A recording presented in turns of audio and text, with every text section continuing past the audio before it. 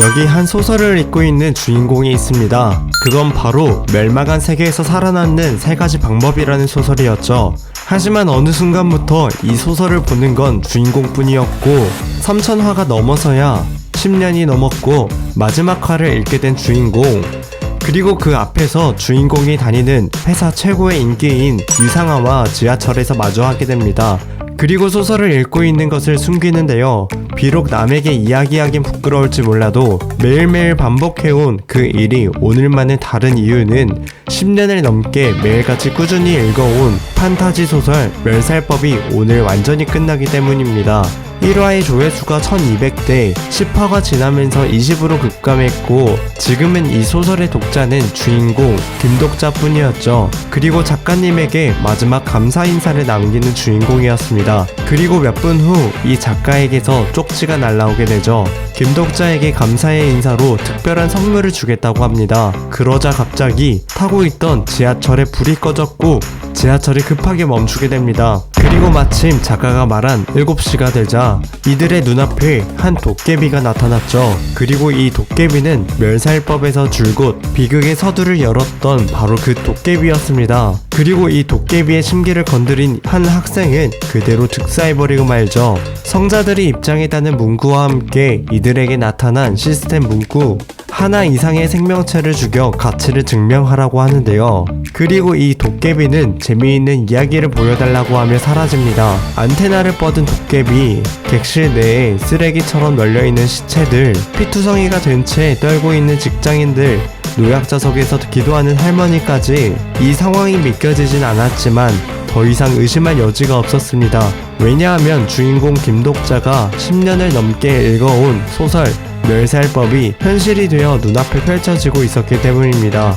그리고 이 상황을 지휘하고 모두를 안심시키고 있는 군인 이현성, 그는 멸살법의 주요 조연 중 하나였죠. 그렇게 소설 속 인물까지 등장하는 상황이었고 1급 국가 재난 상황이라는 국가 총리의 연설까지 있었습니다. 그렇게 타이머가 생기며 지금부터 5분 안에 최초의 사례가 발생하지 않을 시 해당 칸의 모든 생명체는 전멸된다고 하는데요. 주인공이 알고 있는 소설 속의 정보들과 알지 못하는 정보들이 함께 펼쳐지고 있는 이 상황을 타개할 방법은 다시 한번 멸살법을 읽는 것 뿐이었지만 지금 당장 멸살법을 찾아볼 수는 없었죠. 하지만 주인공에게 날라온 한 통의 메일, 그건 바로 작가가 주인공에게 선물로 보낸 소설 파일이었습니다. 그리고 주인공에게 주어진 전용 특성으로 멸살법의 초반부를 읽는 데에 1분도 걸리지 않았죠. 그리고 주인공이 아는 소설과 조금씩 다른 전개가 혼재해 있던 이유는 독자가 타고 있는 칸은 프롤로그의 주인공이 타고 있던 칸의 바로 뒷칸이었던 것임을 알게 됩니다. 그리고 여기 김남훈, 소설 멸살법의 세계에서 가장 빠르게 적응을 마친 소년, 이 열차 안에서 첫 번째 사례가 일어났습니다. 그리고 갑자기 폭발음과 함께 연기가 피어올랐고 그곳에서 곤충통을 들고 있는 한 소년을 마주합니다. 그리고 그 안에서 곤충을 꺼내 죽이게 되죠. 그러자 최초의 사례라는 업적을 달성했다는 문구가 뜨게 되었습니다. 그리고 주인공은 전용 스킬로 김남훈의 인물 정보를 보게 되죠. 그리고 주인공에게 함께하자고 제안하는데요. 하지만 주인공은 이를 받아들이지 않았습니다. 그 이유는 김남훈의 모든 미래를 알고 있었기 때문이었죠. 그렇게 김남훈과 전투를 벌이게 되었고 김남훈을 처리합니다. 그리고 창문 너머로 보이는 뱀 같은 괴물은 어룡, 흔히 시서펜트라고 불리는 괴수입니다. 훗날 멸살법의 세계에서 7급 괴수종으로 분류되었죠. 그리고 여기 도깨비 머리 위에 있는 별들, 이 별들의 숫자는 곧 채널에 접속한 성자들의 수를 의미합니다. 이때 성자란 멸살법의 세계에서 가장 신비로운 존재들이자 저 먼 성운의 꼭대기에 앉아 이 모든 이야기를 관람하는 비국의 배후, 즉 저들은 도깨비가 운영하고 있는 채널을 통해 저 하늘 위에서 이들을 보고 있는 자들이었습니다. 그리고 여기 유상아도 이 난리에서 살아남게 되었죠. 그리고 이들은 배우를 선택하게 됩니다. 배우 선택이란 도깨비의 채널을 이용해 이들을 보고 있는 성자들이 마음에 드는 인간을 자신의 화신으로 선택해 후원을 해주는 시스템입니다. 현재 주인공의 경우엔 독자를 화신으로 삼아 후원하고자 하는 성자가 총 4명이라는 뜻이었죠. 그 중 중엔 심연의 흑염룡, 악마 같은 불의 심판자인 대천사 우리엘, 세 번째는 은밀한 모략가, 마지막은 김구아의 죄수 손오공이었습니다. 그리고 이들이 있는 칸을 넘어오르는 자가 있었습니다.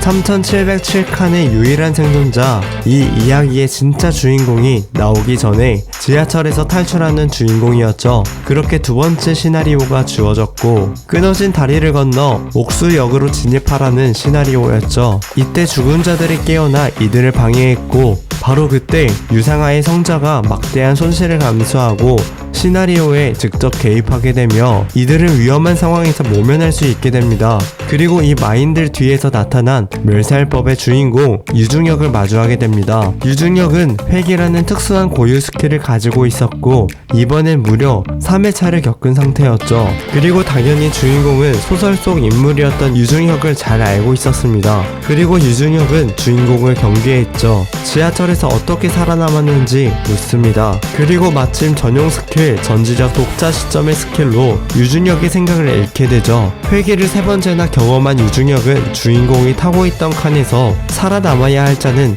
이현성과 김남훈 둘뿐이었지만 김독자가 살아있는 것에 놀랐고 미래가 완전히 바뀌었다는 점을 느끼게 되죠. 그리고 유중혁이 가진 더블 S급 스킬, 상대방의 특성창뿐만 아니라 숨겨둔 히든 정보까지 엿볼 수 있는 탐지 스킬인 현자의 눈을 사용하는데요. 하지만 제4의 벽이라는 스킬로 주인공에겐 통하지 않았습니다. 그리고 주인공 김독자가 위험한 인물임을 깨닫고 죽이려 했지만 이를 파악한 주인공은 유중혁에게 추후의 시나리오는 혼자서 깰 수 없을 거라고 말하죠. 그러곤 유중혁이 모르는 미래를 알고 있다고 하며 유중혁에게 도움을 줄 수 있다고 합니다. 그리고 주인공에게 동료가 되겠다고 하지만 유중혁은 주인공을 서펜트 괴물에게 던져버리죠. 그렇게 괴수의 뱃속인 위장으로 들어오게 됩니다. 그리고 이곳에 도깨비가 나타났죠. 이 도깨비와 기싸움을 하며 이 도깨비의 이름을 말합니다. 이에 놀라는 도깨비였고 잠시 채널을 닫고 얘기하자는 주인공. 그리고 이 도깨비는 주인공에게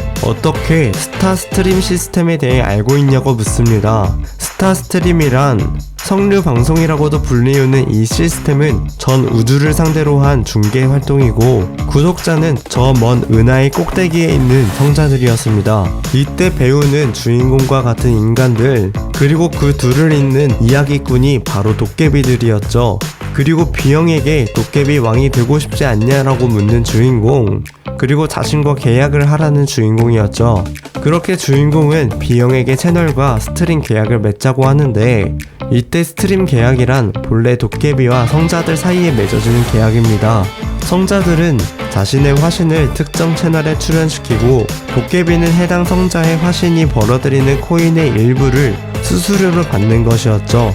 배우성 없이도 다른 화신들을 초월하는 능력을 보여주며 어떤 성자와도 계약을 하지 않는 화신이 있다면 비영의 채널은 큰 인기를 끌 것이라고 하죠. 그렇게 비영과 계약을 하게 되며 스타스트림의 캐시 상점을 열 수 있게 됩니다. 그리고 그곳에서 갖가지의 잡템을 구하게 되죠. 그렇게 구매한 잡템들을 이용해 이곳에서 빠져나오는 데 성공하게 됩니다. 그렇게 두 번째 시나리오에 입장하게 되고 사람들은 괴수들을 피해 지하철역에 몸을 피하고 있었습니다. 그리고 이번 시나리오를 담당하는 도깨비가 나타났고 이들은 파티를 꾸리게 되죠. 그 중엔 길령이와 이현성 그리고 유상아가 함께 했습니다. 그렇게 이들과 서브 시나리오들을 깨며 앞으로 나아가고 있었는데요. 유중혁의 인생 회차에 따라 그 목록이나 순위가 바뀌기는 하지만 멸살법의 세계에선 주된 악역을 도맡고 있는 멸명, 그리고 여기 충무로역의 무장성주 곰필두는 그 시박 중 하나였습니다. 시나리오를 깨기 위해 곰필두를 상대해야 했고 그곳에서 유중혁을 다시 만나게 되며 위험한 상황을 모면하게 됩니다. 그렇게 두 번째 메인 시나리오를 클리어했고 세 번째는 역 내의 그린존을 차지하여 매일 밤 자정 몰려드는 괴물로부터 살아남는 미션이었습니다. 다른 사람들보다 그린존을 먼저 차지했어야 했고 다른 이들의 그린존을 빼앗을 수도 있었습니다.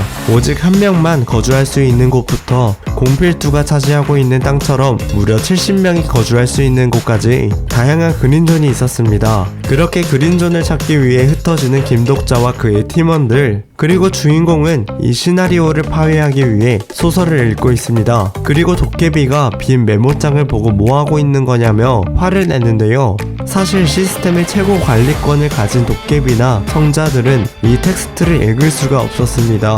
그리고 주인공은 자신에게 준 작가의 정체에 대해 의문을 가지게 되죠. 그렇게 이들은 마땅한 그린존을 찾지 못하여 밤에 나타난 괴수들을 상대하게 되고 가까스로 첫날을 무리 없이 보내게 됩니다. 그리고 유중혁은 길령이에게 관심을 가지고 함께 가자고 제안을 하는데요. 길령이는 이를 거부했고 독자와 함께 할 거라고 하죠. 그렇게 김독자는 공필두가 가지고 있는 그린존을 차지하기 위해 공필두와 상대하기로 하는데요. 이때 유중혁의 동료 정의원을 찾아갑니다.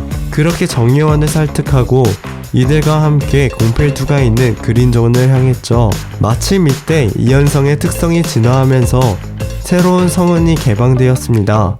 사실 멸살법에서 강철검제 이현성이 최강의 조연 중 하나일 수 있었던 이유는 이 한방이 멸살법에서 최강으로 손꼽혔기 때문이었습니다. 그렇게 공필두를 제압했고 주인공과 무리들은 주변에 존재하는 그린존을 모두 파괴시켜버렸죠.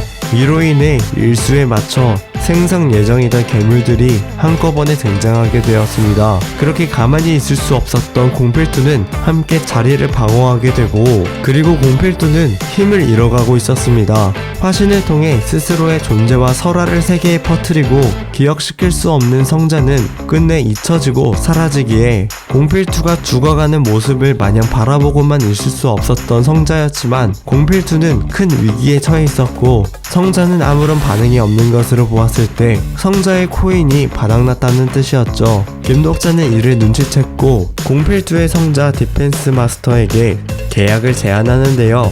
그렇게 공필두에 대한 명령 권한을 가지는 조건을 포함한 몇 가지의 권리를 계약을 체결합니다. 그리고 김독자는 공필두에게 투자를 해주는데요. 물약을 챙겨주면서 등장하는 괴수들을 처리할 수 있게 도와줍니다. 그리고 주인공은 한창 개복치 루트를 타고 있는 유중혁을 구하러 가겠다고 하는데요. 사실 유중혁은 회귀 능력을 가지고 있어 지금의 회차가 마음에 들지 않으면 그때그때 죽어 회귀를 했었죠.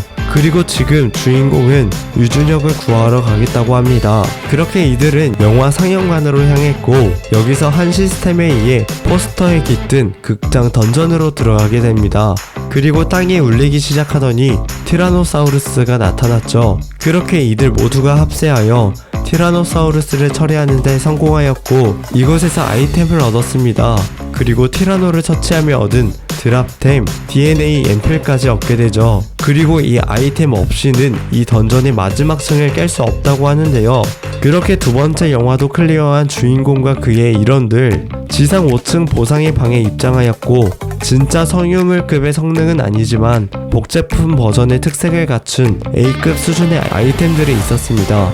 이곳에는 내신 토르의 망치, 멸니리도 있었죠. 그리고 이걸 길령이가 단숨에 들어버립니다.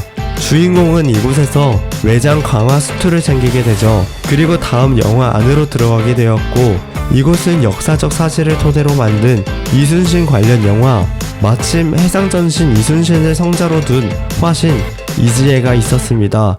하지만 이지혜에겐 심각한 뱃멀미가 있었죠. 그리고 마침 해상전신 성자가 주인공 김독자에게 이지혜를 독려하여 명량해전에서 승리를 이끌어 달라는 배우 계약을 제안하는데요. 그렇게 이지혜를 독려하는데 성공했고 그렇게 이곳에서 성운을 사용하며 유령 함대를 이끌어냈고 이번 서브 미션도 해결하게 됩니다. 그리고 해상전신이 독자에게 보상으로 킬의 노래라는 성운을 보상으로 주게 되죠. 이 성운은 이지혜가 이야기의 중반부를 넘어서야 습득하게 되는 성은 어쩌면 유령 함대보다도 당장 주인공에게 필요한 스킬이었죠. 그렇게 이 영화에서 빠져나와 이들은 지상 8층 하늘 정원으로 향했고 그곳에서 유중혁을 만나게 됩니다. 사실 이 극장 던전의 보스는 회귀자인 유중혁과 상성이 최악이었습니다. 현재 유중혁은 이성과 사고 능력을 잃은 극장 주인의 꼭두각시 뿐이었죠. 그렇게 꼭두각시 유중혁은 김독자를 공격했고 이들마저 제압당해버렸는데요. 회기가 시작되면 모든 것은 처음으로 돌아가고 동료들은 모두 기억을 잃고 살았던 모든 역사는 지워지는 회기 특성상 유중혁의 정신을 더욱 불안하게 만들었고 최상급의 정신 공격 스킬을 하는 극장 주인에게 조종당하고 있었습니다. 그리고 김덕자는 유중혁을 상대했는데요. 치열한 사투 끝에 유중혁의 정신과 눈빛이 돌아왔습니다. 이에 더 강한 정신 스킬을 쓰는 극장 주인, 그리고 여기 길령이가 코피를 흘리면서까지 무언가를 시전하고 있었는데요. 그러더니 결계를 깨고 6급 충황종 티타노프테라가 출연했습니다. 사실 길령이가 불러낸 것이었으며 유중혁을 상대하게 되죠. 그리고 주인공 김덕자는 극장 주인을 상대하였고 그렇게 유중혁을 구해내며 히든 시나리오가 종료되게 됩니다. 그렇게 역 안에 있는 이현상과 그의 무리들을 다시 만났고 도깨비가 나타나며 네 번째 시나리오가 시작되죠. 이번 시나리오는 전초전 역의 대표가 있어야만 한다는 뜻이었고 그렇게 이 깃발을 소유하고 있는 자가 역의 대표가 되는 것이었죠. 이 충무로 역의 대표는 김덕자가 됩니다. 각 역의 깃발을 빼앗으면 소유주가 바뀌게 되었죠. 그렇게 시작된 깃발 쟁탈전, 이에 다른 역과의 자유로운 이동이 강해졌습니다. 그리고 시나리오가 시작된 지 얼마 되지도 않았는데 충무로 역을 침탈하러 온 이들이 있었죠. 그리고 이들은 동맹을 제안하는데요. 그렇게 이들과 오토바이를 타고 어디론가 향하게 됩니다. 하지만 이상한 낌새를 눈치챈 주인공은 오토바이에서 탈출했고 사실 이 틈을 타 충무로를 점령하려던 속셈이었던 것이었죠. 하지만 이곳은 공필두가 지키고 있었습니다. 그렇게 명동 그룹의 깃발을 획득하게 되었죠. 그리고 나타난 히든 시나리오, 기간 안에 최소 10개 이상의 역을 점거하라는데요. 보상으로는 왕의 특성이 개화된다고 합니다. 그렇게 유상하에게 부대표 자리를 맡겨주게 되고 이들은 동대문 역사 문화공원으로 향하기로 하는데요. 이렇게 47화까지의 내용을 다뤄봤습니다. 다음 내용이 궁금하신 분들은 네이버 웹툰 전지적 독자 시점을 참고해주시기 바랍니다. 그리고 생략된 스토리가 많으니 1화부터 보시는 걸 추천드리겠습니다.